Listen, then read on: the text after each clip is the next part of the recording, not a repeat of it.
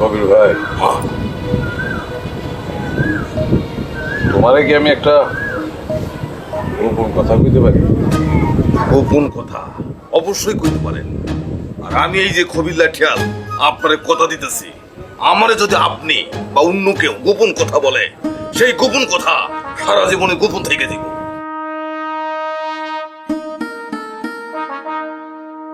দেখো কবির ভাই, আমি তোমারে বিশ্বাস করে একটা কথা কম, বিশ্বাস ভঙ্গ করলে কিন্তু আমার অনেক বড় ক্ষতি হয়ে যাবে। ইংরেজ সাহেব, এইটা আপনি কি কথা কইলেন? এই খবির লাঠিয়াল বিশ্বাস ভঙ্গ করার মতো লোক না, এটা আপনি জেনে রাখবেন। আপনি বলেন কি আপনার গোপন কথা, আপনি বলেন, নির্ভয়ে বলতে পারবেন। মামার সব সম্পত্তি যদি আমার হয়, তখন তুমি কার লগে কাম করবা? আমার লগে? না মানে আপনার মামার সয় সম্পত্তি বিষয় আশয় সবকিছু আপনার যদি হয়ে যায়, তাহলে আমি আপনার সাথে থাকবো, আপনার সাথে কাজ করব। সেক্ষেত্রে আমার একটা শর্ত থাকবে, সেটা হলো যে আমার বেতন ভাতা সবকিছু ডবল করে দিতে হবে। ভালো কথা, আপনার মামার সয় সম্পত্তি বিষয় সম্পত্তি ঘর বাড়ি সব আপনার হবে কি করে? আপনি কি জোর জবরদস্তি করে আপনার মামার সম্পত্তি আপনার করে নিতে চাচ্ছেন নাকি? আরে জোর করে নিতে যাবো কোন দুঃখে? মামা সহস্তে নিজে আমারে লিখে দিব, তুমি আমার লগে থাকবা কিনা হিরাকো। সম্পত্তি সবকিছু যদি আপনার হয়ে যায় আর আপনার নামে যদি লিখে দেয়, তাহলে আপনার হয়ে কাম করতে আমার কোনোই আপত্তি নাই। কবির, এই বাড়ি আমার হয়ে গেলে কিন্তু আমার শত্রু বাড়বো। তখন আমার শত্রুকে তুমি ঘায়েল করতে পারবা?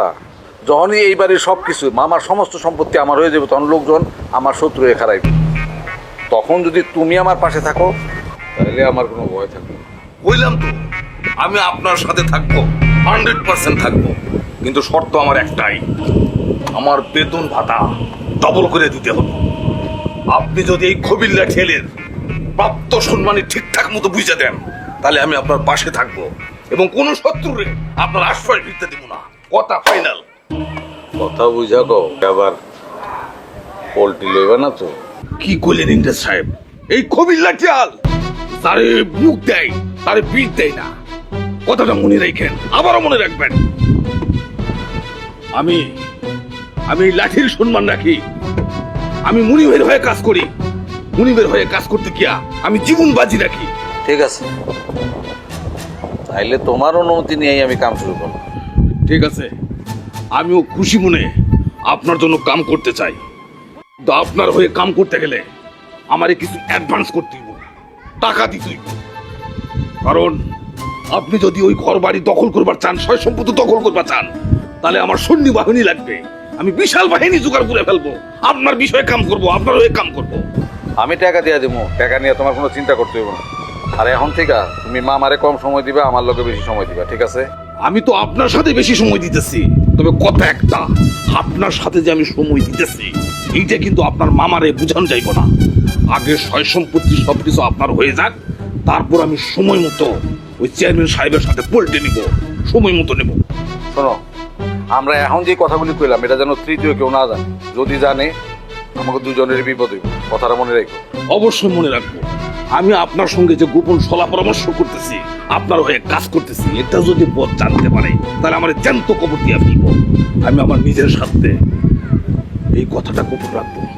ঠিক আছে, এখন তাহলে তুমি যাও, মামার সামনে যায় এমন অ্যাক্টিং করবা যেন তুমি ইংরেজদের 2 চোখেই দেখতে পারো।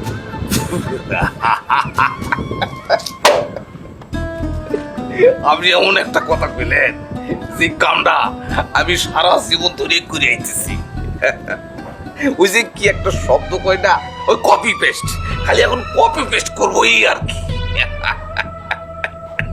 ভালো কথা কইছো তো, তোমার মাথায় তো বুদ্ধি আছে।